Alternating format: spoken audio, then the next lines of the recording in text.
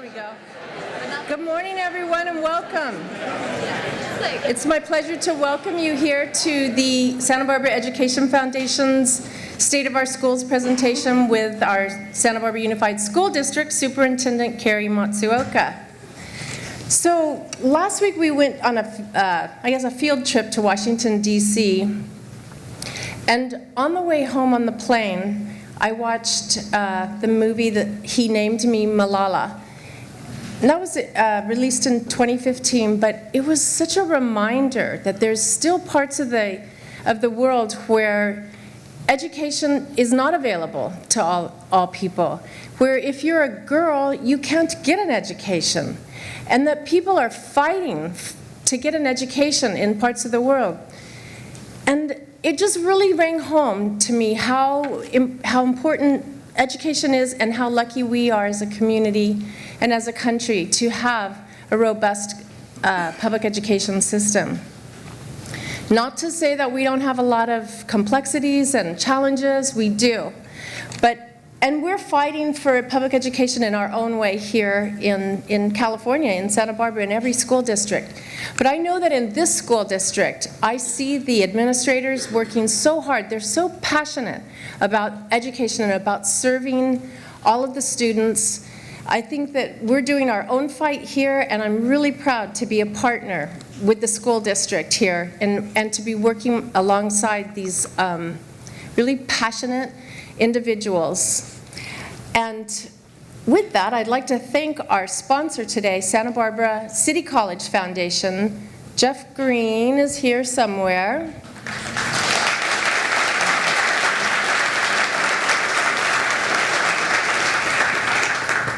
At Santa Barbara City College Foundation, they're doing the fight too for secondary education. We really appreciate it. They're a great partner, and we really appreciate your sponsorship. And along with him is Anthony Beebe, president of Santa Barbara City College.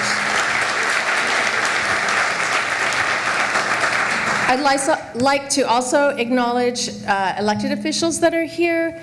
Salud Carbajal from Washington is in Washington, but he's represented by Elijah Ettinger. Assembly member Monique Limon is in Sacramento, but she's represented by Stephanie Ramirez. And we do have 2nd District Supervisor Janet Wolf here. Thank you guys for coming. From Goleta Union District Board of Trustees, we have the president, Luz Reyes Martin, who also works for Santa Barbara City College. So thank you, Luz, for coming. And the vice president of the Goleta Union School District, Karen Izal, and Susan Epstein, longtime member of the Goleta Union School District and great supporter of Santa Barbara Unified School District also. We have, thank you. We have our own Santa Barbara Unified School District Board of Education here, Jackie Reed, Laura Capps, Wendy Sims Moten, Ishmael Paredes Ulloa, I hope I did that right. And we're missing Kate Parker. She couldn't come here, but she's here in spirit. So thank you all. We have our Santa Barbara Education Foundation Board of Directors. Would you guys all stand? Thank you so much for all the work that you guys do for public education. I'd like to thank our staff, Melissa Davenport and Katie Chopa, and we have 2 of our interns, Allison Trock and Amy Alejo, here too. I also want to acknowledge that we have some high school students here from the high schools, the student leadership from each of the high schools. Thank you.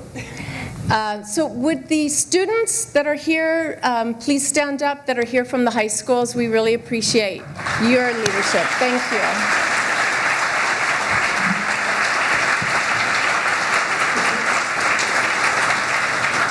And we have the county school superintendent, Susan Salcido, is here. Thank you for coming, Susan. Thank you.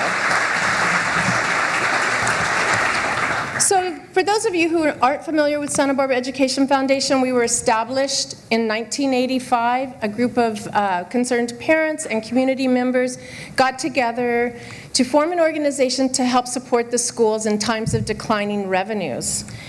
Since that time, we've been raising funds for a variety of programs. The first project was playground equipment. We raise money for Maps and Globes, if you remember those. We've covered the gamut of raising money for programs. We provided campaign leadership for voter initiatives, bond measures for capital improvements, and parcel taxes for classroom improvements. And we really try to support the school district in whatever way that they really need, and to support programs that serve the underserved kids. We have a world premiere today of a video that's been made for Santa Barbara Education Foundation and the rollout of our new logo. So hold on, and I'm going to play that for you. That button disappeared.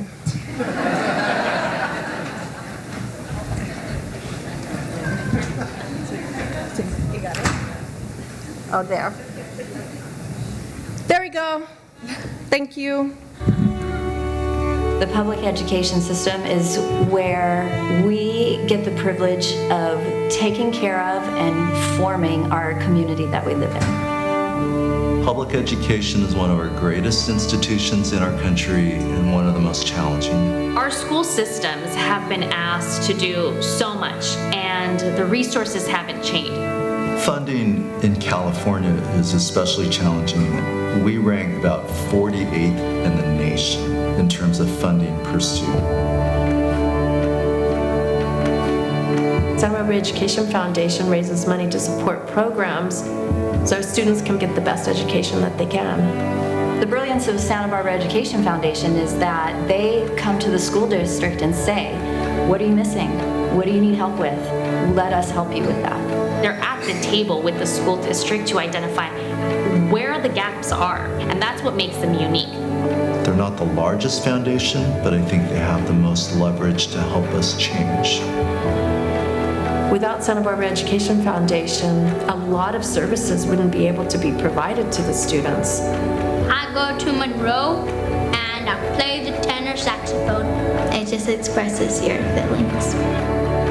I think I'm gonna play violin for the rest of my life.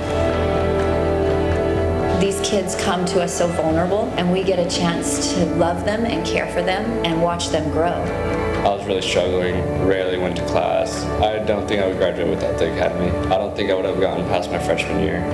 It's one thing to have people telling you that you're good enough, but it's another thing to realize it. It was good to see it in myself, but it's also really amazing to see it as a mentor in my students.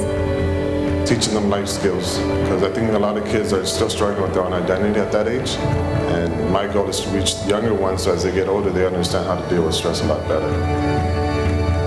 As a community, it's our responsibility to educate the young people. A true believer, the greatest gift you can give a child is your time. It's an opportunity to take our brightest minds and our biggest hearts and see what they can do.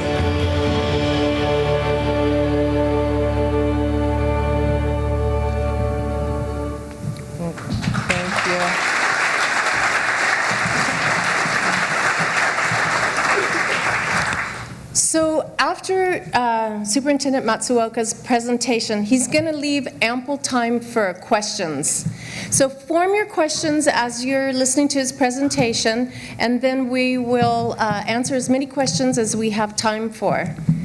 So, welcome me, I said that earlier. Join me in welcoming Superintendent Carrie Matsuoka.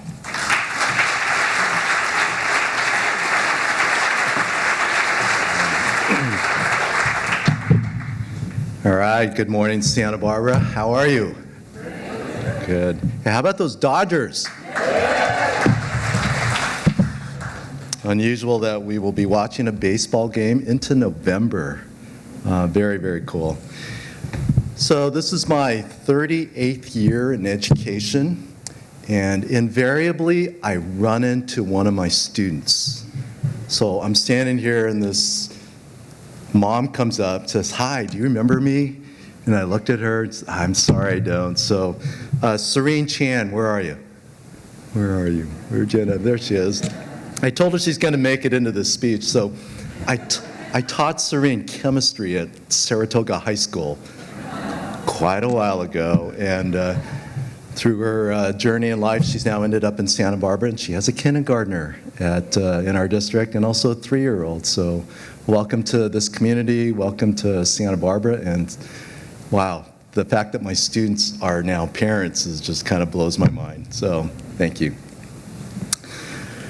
So my name's Carrie Matsuoka. I'm Superintendent of Santa Barbara Unified. I've been in the role now for 16 months. And I've observed a lot. I have a lot to share with you about the district that I've come to serve and to love. And I'm honored to be here to share this with the community. This is an expression of Santa Barbara, that so many of you come out in the morning to listen to the superintendent about your local school district. But how did I end up here, and where does this story begin?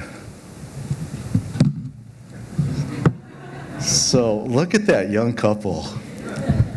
This was taken at our wedding on July 12, 1980, and it's right at the corner of Constance and State Street. That's the current Presbyterian Church. And we got married.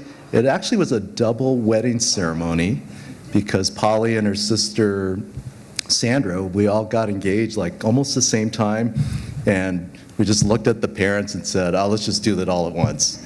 So it was a very memorable experience. Wow, I dug this picture out of a box a couple nights ago, and I looked at it and I go, oh, we were so young. So my wife Polly's right in the middle, so please say hi to her.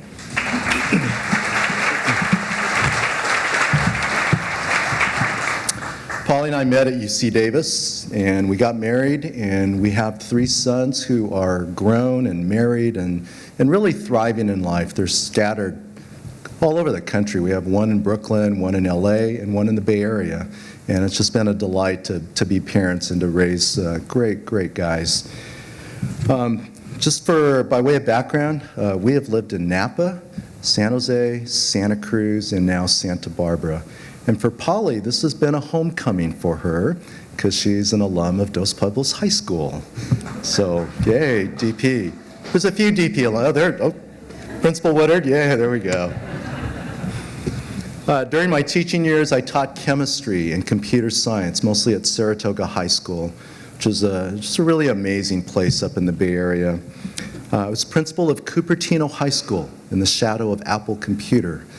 And then I spent the last 10 years in that part of the world as superintendent of 2 different school districts. First, Los Gatos Saratoga High School District, which has really prepared me for, the college-bound, high-performing student. And then Milpitas Unified, which is a community of immigrants, of people trying to make sense of life in America and how do you learn English and all those challenges. And that all mixed together. I had no idea I would end up in Santa Barbara, but what great preparation to lead this district. We were enjoying life in the Bay Area, but our instincts said that we should get closer to our parents. My father-in-law, Roger Milliken, still lives in Santa Barbara. He was a professor of chemistry at UCSB. Anybody have Dr. Milliken? Yeah, usually run into somebody out there. And then my mom is still in Torrance, which is where I grew up. So I applied about, a year and a half ago. The board then selected me as superintendent, and it's been a delight to be here. I'll begin my comments about our district with some really important words.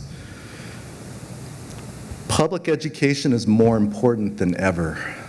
It really is. Our political divide in this country is sharp, and it feels like it's growing wider, not back together. We need to teach our students and, frankly, our adults how to have civil discourse, intelligent discourse about the issues that we face as a culture, as a nation. And we also need to reinvent public education to prepare students for the world of today and the future, not the world of the past. And that's a real challenge for us because public education's been around for, honestly, 125 plus years. And we struggle to change because we're not well funded. We have a lot of just cultural memories of what it means to be educators. But we're working hard in Santa Barbara to change our models. More than ever, we need to prepare the next generation of students to be responsible members of society. The future of our democracy and our economy is at stake. So as a newcomer to Santa Barbara, I now have some observations that I'd love to share with you, and just really some appreciations. We're headed into Thanksgiving. This is November 1, folks. Like, how did that happen? It's fall. And I love Thanksgiving because it's a time where we just get to slow down and just appreciate what we have. So we do have challenges, but we have much to be thankful for. So first, I want to acknowledge just the amazing support that you as a community give to our schools, to our district, and to our students. I'll highlight 3 community partners that have been long-standing partners of Santa Barbara Unified. The first is the Santa Barbara Foundation, led by Ron Gallo. And over the history of that foundation, Santa Barbara Foundation has donated millions and millions of dollars over decades. And it's not a one-time investment, it's an ongoing one. The next one is the Bauer Foundation, with John Clark as its leader. The Bauer Foundation has supported programs like PEAK, and you can see some of the PEAK graduates in this picture. Work around equity, work around student mental health. And then Margie Yayavi with the Santa Barbara Ed Foundation. I've worked around a lot of foundations, and my appreciation for this foundation is how closely they partner with us, with the school district. They listen, they ask questions, they really want to pay attention to what are the current issues, and I appreciate that partnership right now. You know, a school district, it's really an expression of the core values of a community. And in my job, I feel that every day. What does our community want? But also, what does our community support? And the financial support that we receive from not just these 3 foundations, but just, hundreds of people, hundreds of organizations, tells me a lot about what Santa Barbara is all about. Second observation, I've worked in one of the, I would say, the wealthiest places in the world, Silicon Valley. But the giving in Santa Barbara is second to none. And so you heard about those 3 foundations, but I asked Meg Jate, our business department, how much do we receive every year from our community? It adds up to $3 million every year, year after year. That's an astounding number for a community to give to a local school district. We receive that as a measure of trust. We really do. We as leaders, we as teachers, as staff, when you invest your local dollars through your public school district, it's a vote of confidence of our work as educators. Your financial support goes beyond high school graduation. So we highlighted Jeff Green and Anthony Beebe. When I landed here, I heard about this thing called the Promise Program. I said, what is a Promise Program? I don't know of another community college that provides free tuition and books and a guaranteed completion of a 2-year degree from a community college. That is absolutely amazing, and we should just applaud and thank us.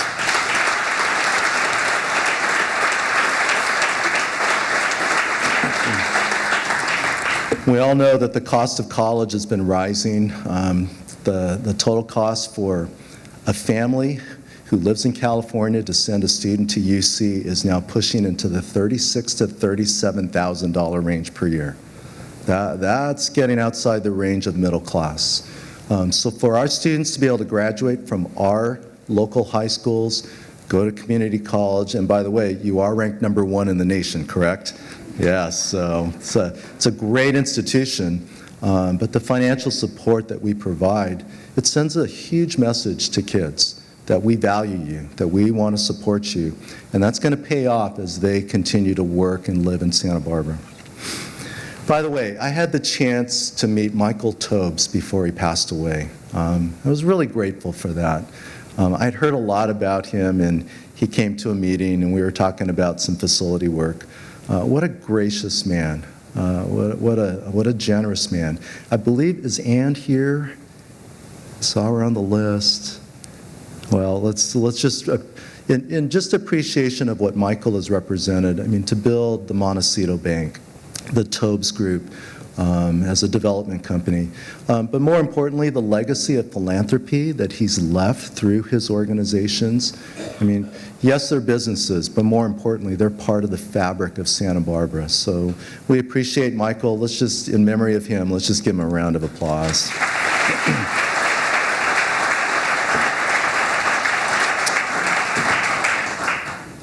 My third observation about Santa Barbara is this ideal size of a community. So I lived and worked in the Bay Area, which is a huge space. It's 7 counties. It's really it's such a vibrant part of the state and the world. But wow, trying to wrap your head around one issue and solve it was impossible. It's so big. And when I landed in Santa Barbara, as I got to know community leaders, the size of this place, and also how well networked people are, I realized Santa Barbara is big enough to solve an issue and also small enough to solve an issue. So let me give you an example of something that we faced last spring. We were observing a rise in suicide attempts in our schools, especially our high schools. And after only a couple weeks, we realized we were in the midst of what was called a suicide cluster. And it was hitting the public, it was hitting the news very quietly. Carpinteria High School was also part of that cluster. So 2 districts came together really quickly. We assembled a group of partners. A lot of that was the Santa Barbara County, let me read this, Department of Behavioral Wellness. They contributed a lot of staff time. But more importantly, the funders recognized that we were weathering a crisis, and boy, a team of donors came together and helped us build an action team that mobilized in weeks. And boy, speed is of the essence when you're dealing with the suicide contagion. And I believe that effort saved lives last spring. And so it was the Santa Barbara Foundation Roundtable that came together as a group of funders and donors. I was amazed at how fast people moved. And it tells me about Santa Barbara that you recognize when resources are needed and when to step in. That is such a gift to us as a school district and ultimately to our students who need that support.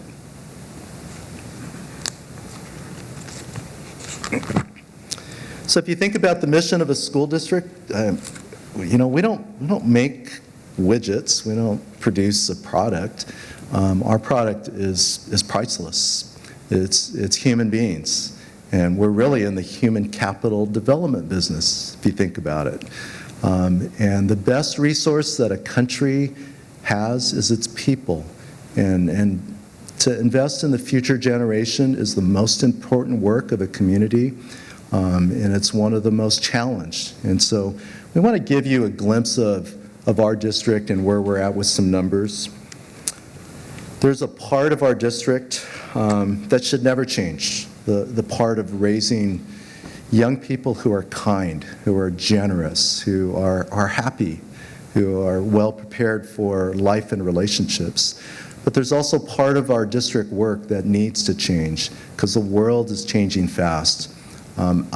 I look at how much change has happened to us as educators in the last 5 years. It is unprecedented, the amount of change that our teachers are coping with, that our administrators are managing, that our staff has to deal with.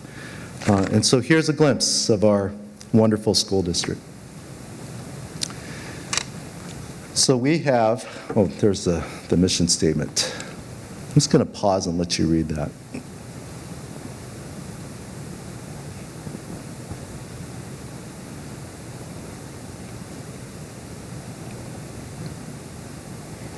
And that last statement of preparing students to be ethical and productive citizens in a diverse and changing world is more true today than ever. So Santa Barbara Unified at a glance. We have 15,000 students, and what I have come to learn is we're more of a secondary district than an elementary district. We are K-12, but we have 9,500 students in grades 7 through 12. And then 5,500 in K through 6. Our demographics, we're a Latino-dominant district. We're 60% Latino, 34% white, 3% Asian, 1% African American, and 2% other. And when people visit Santa Barbara, they probably don't realize that this is a Latino heavy school district, and something for us to appreciate and recognize.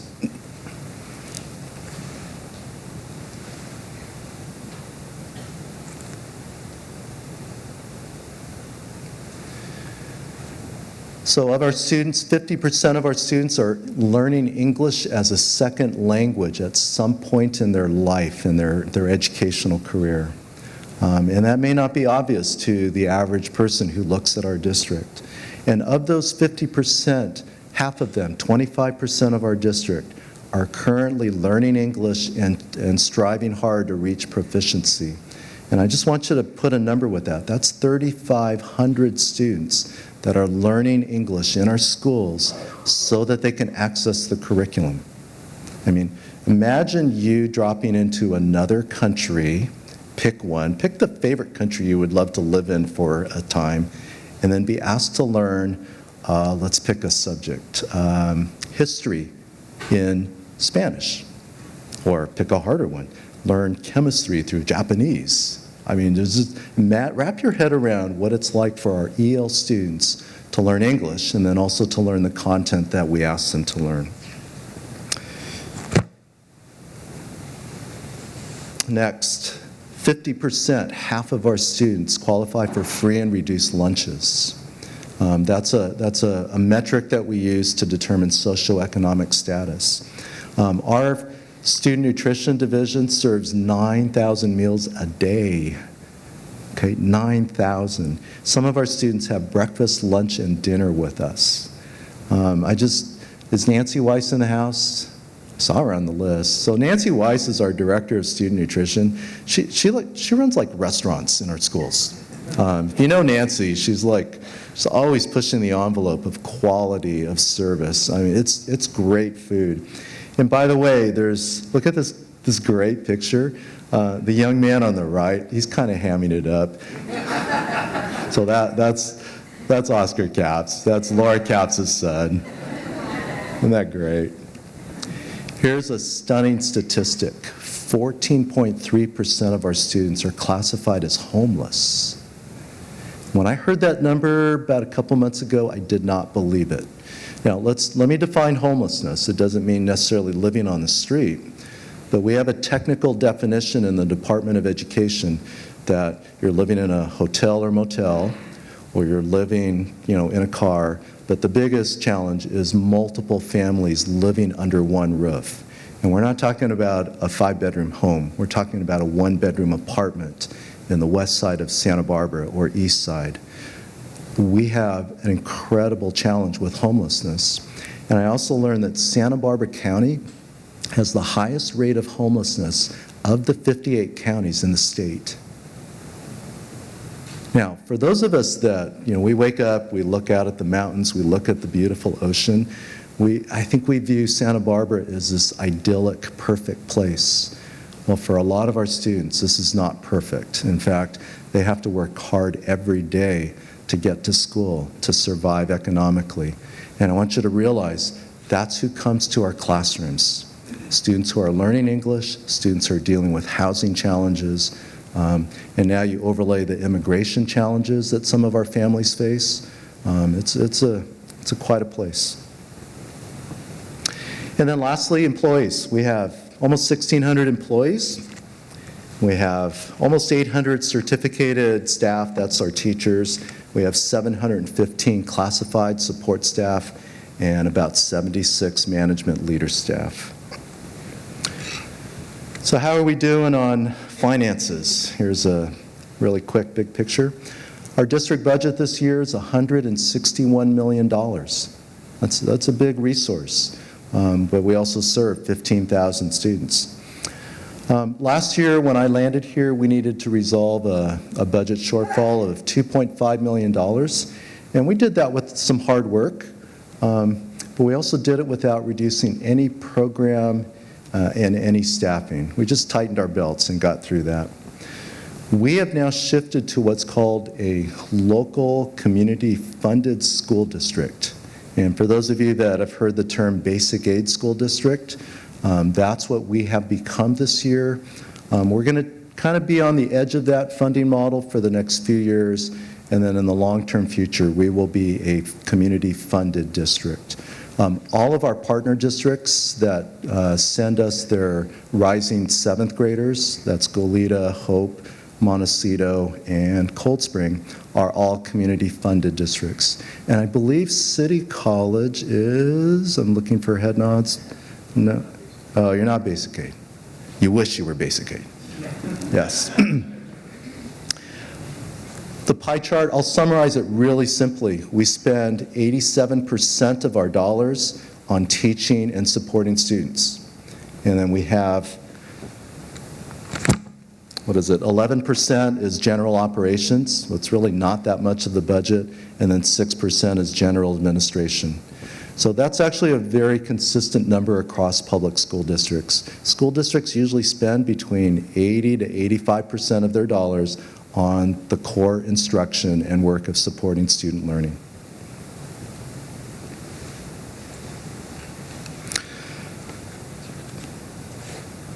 Before I get to this slide, I'm often asked this question about Peabody Stadium, because it's a huge project. By the way, if you ever are near Santa Barbara High School, you should peek through the fences and see. It's an incredible project. It is a $39 million project. And people ask me, how can you spend so much money on that project when you have so many financial needs? So I want to explain and make clear that facility dollars, like through Measure I and J, bond programs, we can only spend that money on facilities. I can't take that money and spend it on general operations. And by the way, the Peabody Stadium project, there was $11 million of really external resources brought to that project. The state added $6 million for seismic upgrades. And then the Santa Barbara High School Foundation, and there's many of you here, you fundraised $5 million towards that project, which is, again, an expression of the philanthropy and support. So when you see facility projects, as we start to launch those, just know that those funds can only be spent on facilities and not on general operations. So what are we working on as a school district? I'll share 3 really important bodies of work. The first is literacy. So why literacy? Why is literacy so important?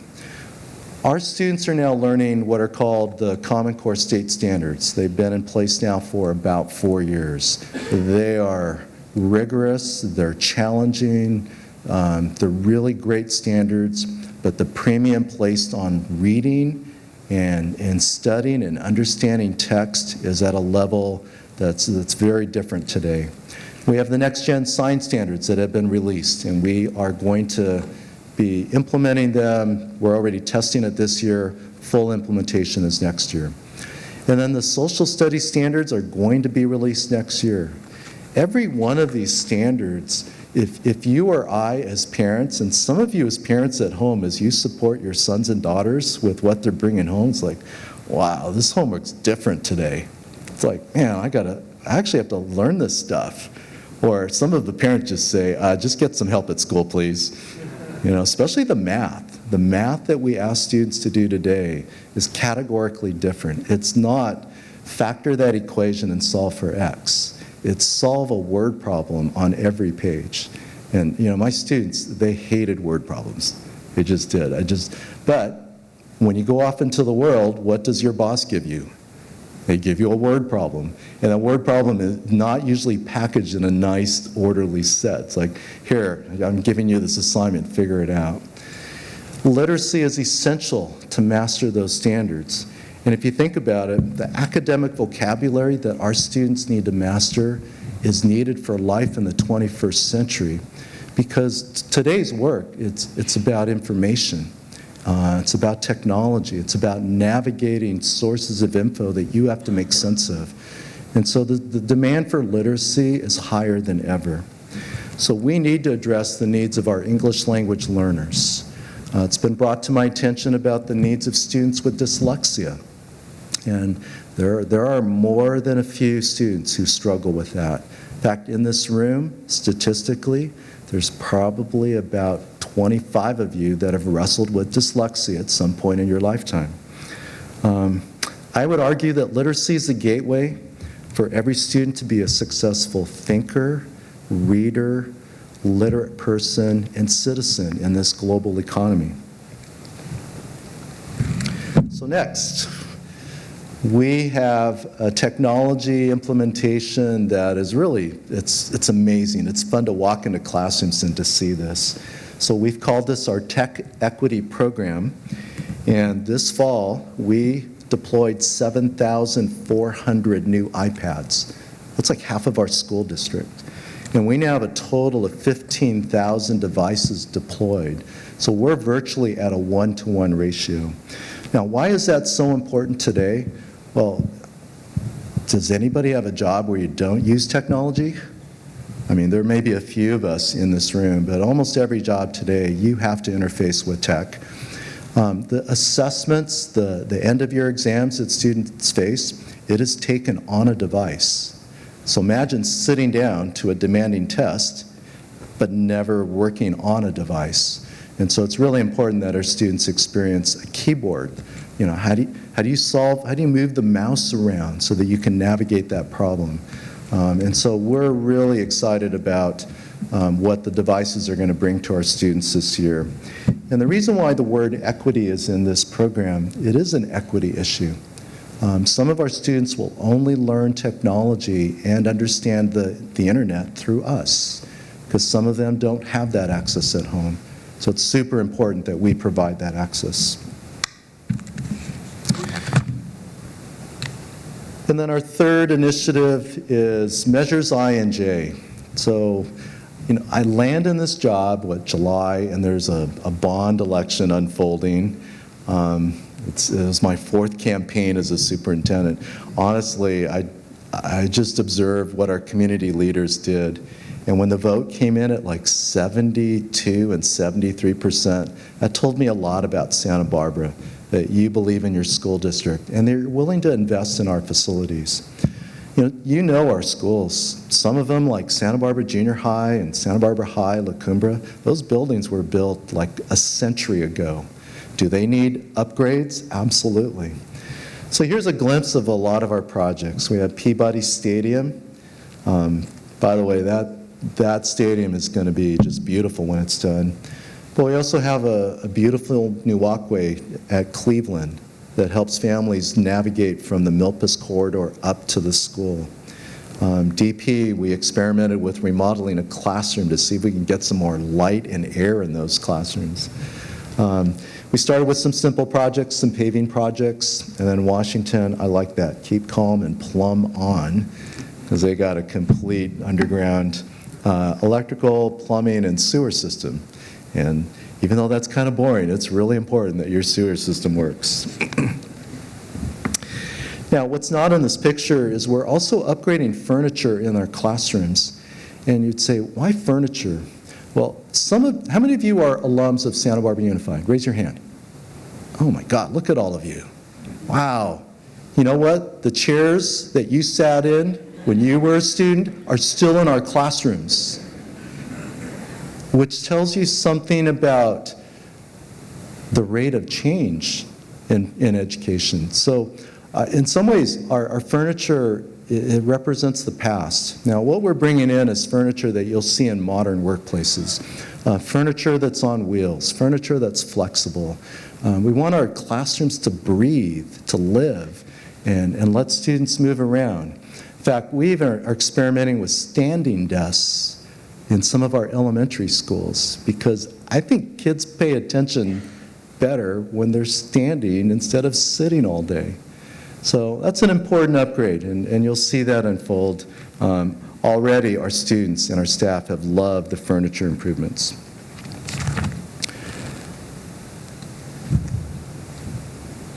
So I'll close this speech with a glimpse of the future. So we have neighbors on our street, and across the street is this great little family, and Jackson is in kindergarten this year. And Jackson he's this cool little guy. He runs around like he owns the street. He's happy. He's still at that stage where he runs to school. Okay, I wish that would continue forever. I don't know when that changes, probably about junior high, and then high school, it's like, oh, school. But Jackson, as a kindergartner, is part of the future high school class of 2030. Okay, 2030. Just want you to pause and think what that means. Like, this is 2017. And then he'll graduate from college, I predict, in 2034. The world in which he will land is so different than the world that we landed in when we came out of high school and perhaps college. So we're starting to talk about a reframe of the mission of a school district. A lot's been about college and career readiness, which is a really good lens on the work of a school district. But I'm starting to reframe that into some different language. I think we have to prepare the rising students, especially our younger ones, for a life of constant redesign. And why do I say that? Because if we tried to prepare kids for a career today, that career may be disrupted and gone by 2030. And then imagine how fast jobs are going to churn and change by the 2030s. You and I can't predict the jobs that are going to be created by technology. Look at the things that are coming. Robotics, autonomous cars are going to be a huge change in our society. I tell parents of kindergartners, I don't think you're going to have to worry about a driver's license for your kindergartner, because by the time they're 16, we may not be driving cars. We may actually be getting into an autonomous car. So I look at Jackson, I think about the world that he's going to face, and what we need to teach him is creativity, how to redesign your life, how to redesign your skill set, and learn new things after college, because the world will continue to change and you have to keep up. So it's really my honor to lead Santa Barbara Unified, to have landed in a place that my wife has called home and I have visited and now get to call home. So thank you for coming out to hear the State of the District speech, and we'll take some questions.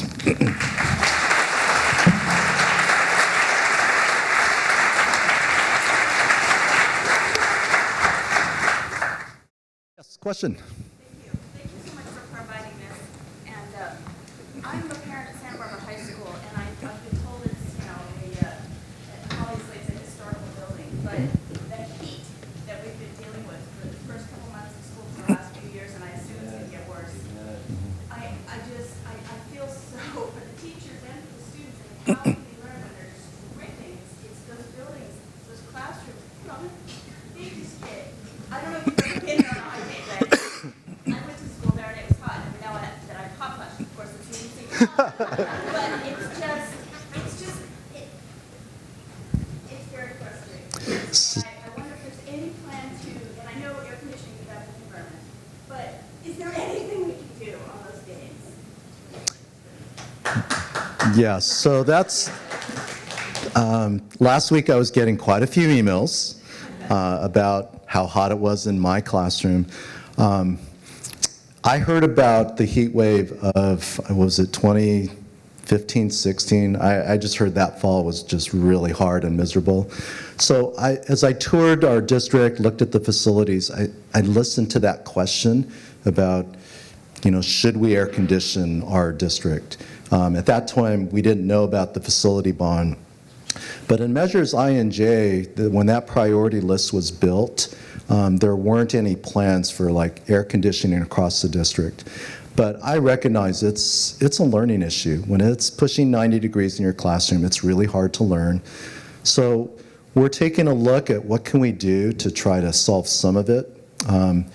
I actually need to write this up for the entire staff because it's a concern.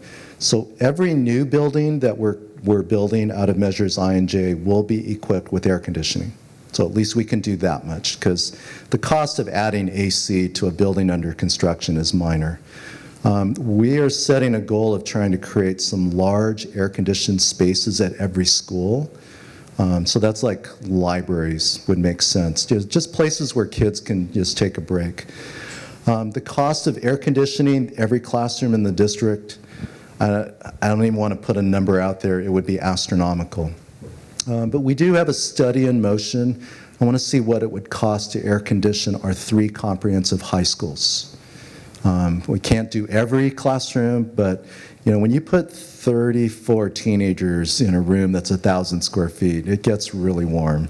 So we're looking at it, but we have to find the money in our bond program to do these upgrades. So we're very early in implementing the bond program. We're trying really hard to create efficiencies and dollars. If we can create some budget space and provide some air conditioning for part of our district, that's a goal. I don't have a quick solution. And I also debate the investment. It would be a huge investment, and when it's really hot, it is so unpleasant. But the majority of the season, probably 85% of our school days, it's good. I mean, it's a Santa Barbara. So there's ultimately going to be a question, is that the right investment of funds? But when it's hitting 85 degrees in a classroom, I understand. It's hard to teach. So thanks for the question. Yeah. Cary, the armory, what's happening on it? What's the plan for it? And where are you going? Good question. The Armory property was a project in Measure I. We are dealing with the Department of General Services in the state of California and also the National Guard. We're still, I would say, pre-escrow on the purchase of the property. There is no other buyer that the state is entertaining. There's some environmental cleanup that the military needs to do, but we're headed towards, we're hoping to be in escrow probably in about 2 to 3 months. As far as programming for that, I heard a lot of ideas when I came into the district. Career technical ed was high on the list. We probably could use an outdoor field that would be shared by the high school and the junior high. And then Dr. Beebe and I have had some conversations about some joint facility programming that would serve their wishes and goals as well as ours. I think career technical ed seems to be rising to the top of at least the conversation. So it's in process. I hope that in the next 9 months we close escrow and then we can start developing it. Chris? Could you tell us more about the movement of the district towards personalized learning? Yes. So personalized learning, let me explain what we mean by personalized learning. So the opposite of personalized learning is, I call it one size fits every kid, which is the schooling that I had, that you probably all had. So when you take a class and you got 30 kids in there, what does the teacher need to do? Well, you kind of need to teach to the middle of that group of kids because it's a one style of delivery. And what technology is letting us do is you can actually customize the delivery of instruction for every student. Now, there's some initial models out there. How many of you have looked at Khan Academy? All right, so Khan Academy, who would have thought this what is he? He's a business guy, Sal Khan. I've had the pleasure of getting to know Sal up in the Bay Area. His website has got almost every content area, and you can learn it at your pace, at your level of interest. We need to do that for students, and that's what personalized learning is. It takes technology to deliver it. And we are starting some of our initial work at La Cumbre and La Cuesta High School with a personalized learning model. One of the biggest shifts that I've seen with personalized learning is it puts the student more in the driver's seat for their learning. And at first they kind of fight it because they say, would you just tell me what to do? And then they'll just complain about it all day. Instead, we really ask them, no, you need to own your learning. It takes about 4 to 6 weeks. You walk into a classroom, kids are completely engaged. They are figuring out what they need to get done. And we have stories now when the teacher's gone and there's a sub, the kids are on it. They are still focused on their work. Now, if you think about personalization of our lives, I mean, there are so many parts of our lives that have become personalized where you get choice. A lot of our students don't have a lot of choice when they sit in a classroom. So personalization is about student choice, it's about student engagement, and it's about a student finding a pathway to learning that fits their learning style, their pace, their needs. And so it's really cutting edge work. I'm excited about what's emerging in our district. You'll see more of that in the next years. All right, let's move up. Yes? Just speak more to our transition into basic aid and how that potentially will be affected. Right, so I'll just say very briefly, basic aid, what really drives that is when your local property values reach a certain point that you get more from your local property tax collections than the state formula says you get per kid. We're just tipped into community-funded district, basic aid this year. We'll kind of be right on the edge of that financially for maybe about 2 years. And then when we get into the 2020s, it looks like we're going to be solid community-funded district. Now, what are the advantages of that? The decisions made in Sacramento by the governor and state assembly as far as school finance will not affect us nearly as much as they do today. And that's really helpful for planning. Like every year, I've had to wait on decisions by the governor and the legislature about how much money you're going to give us for next year. Now, we will look at the local assessed valuation numbers, and we can predict at least probably 2 years out what our income's going to be.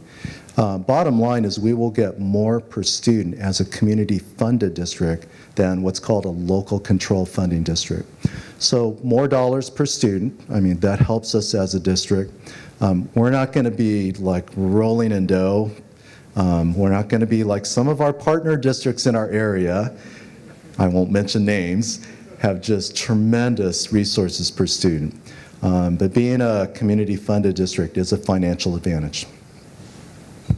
Does that work? So is that encompasses the whole secondary? Correct.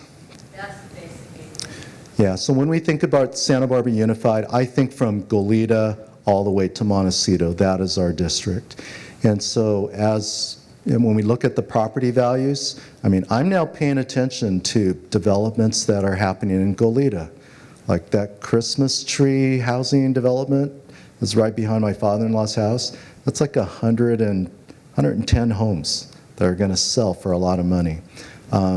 New hotels that are being built. All of that adds to the property base of our community, and now it's going to help us as a school district.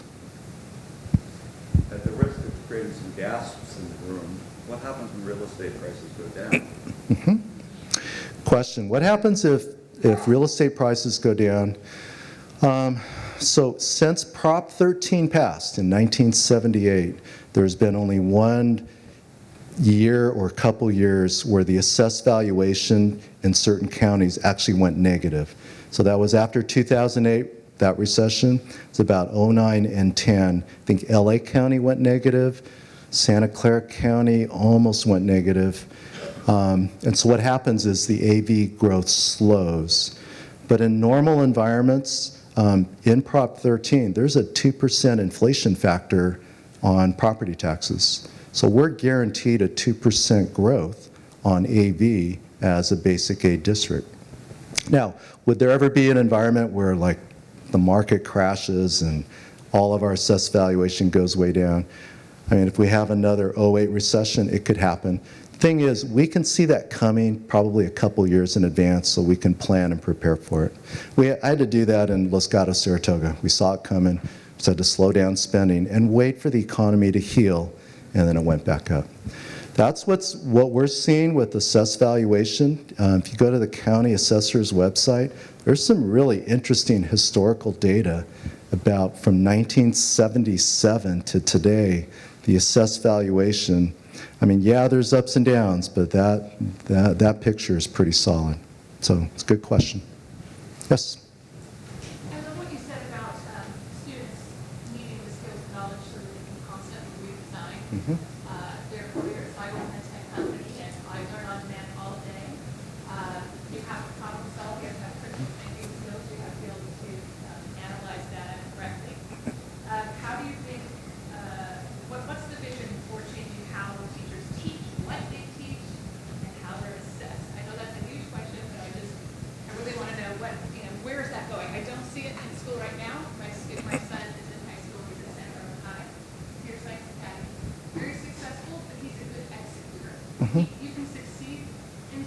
tools by being a very good executor, and you can still be completely unable to solve problems in the real world. So I'm interested to know anything happening on that front. Sure, give me 10 years.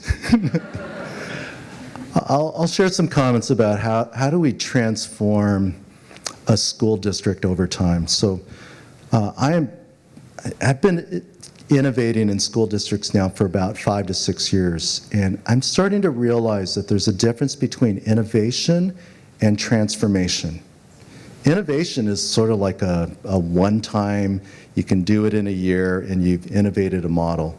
What is really different is how do you transform an entire district, an entire school. I will say this, we have to invite our teachers to be the co-designers of those models.